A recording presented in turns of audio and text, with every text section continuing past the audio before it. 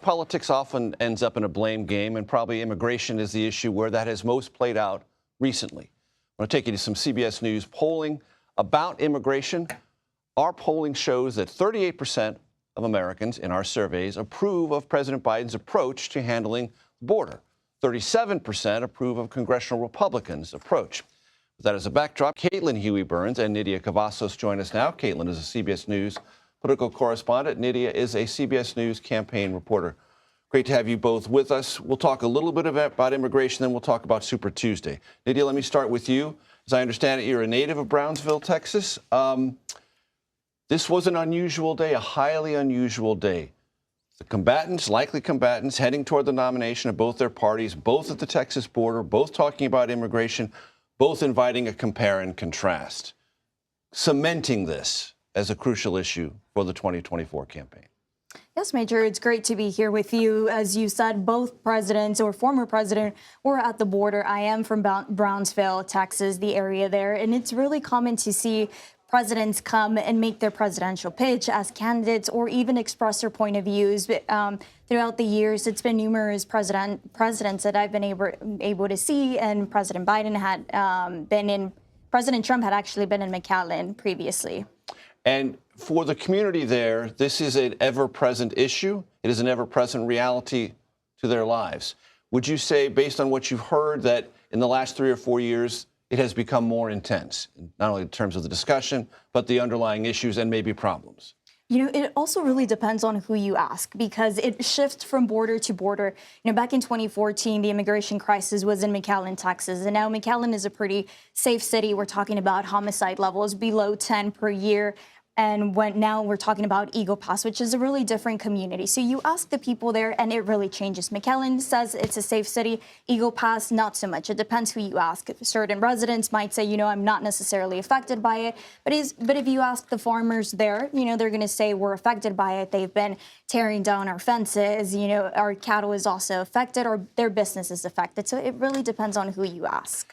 Caitlin, it strikes me that this day is not so much a prelude to Super Tuesday, but a prelude to Super Thursday, which is the State of the Union, and a moment for President Biden, to whatever success he may or may not enjoy, set the terms of debate. Yeah, exactly, and kind of acknowledge what he has been doing or trying to do on certain big-ticket items that will also be big-ticket items in the presidential election in November. You saw him earlier in the week talking to law enforcement, for example, addressing the issue of crime. Here, you have him addressing the border, which Nidia and I know from covering the campaign.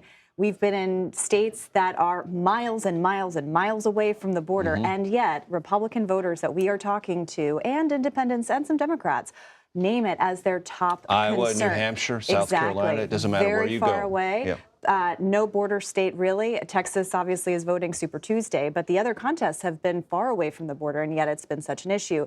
And Democrats are having to grapple with how to address it. And they've kind of taken a page from New York and the special election with Tom Suozzi addressing this issue head on instead of trying to hide from it. So Democrats here with Biden trying to do basically arguing that bipartisan compromise gives Democrats almost nothing on their side of the ledger for immigration. It's almost entirely written by Republicans. Right. Why won't you take yes for an answer? Exactly. Significantly, because you and I have covered immigration for a long time on Capitol Hill. This does not include a pathway to citizenship, which has always been a Democratic priority. And that's what Democrats have been pushing, too, is, look, we gave up a lot here. And we've covered Nikki Haley, too, and she's actually pointing the finger at Trump as much as Biden as well. Nidia, you have been traveling all over the country with Nikki Haley. What are her expectations, or how is she trying to align them or set them up for Super Tuesday?